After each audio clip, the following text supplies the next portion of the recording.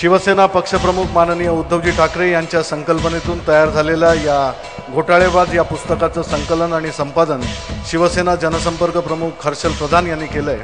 या घोटाळेबाज पुस्तकाचं अनावरण आता शिवसेना पक्षप्रमुख माननीय उद्धवजी ठाकरे तसेच गोपीनाथजी मुंडे, रामदासजी आठवले आणि मान्यवरांनी करावं असं विनंती।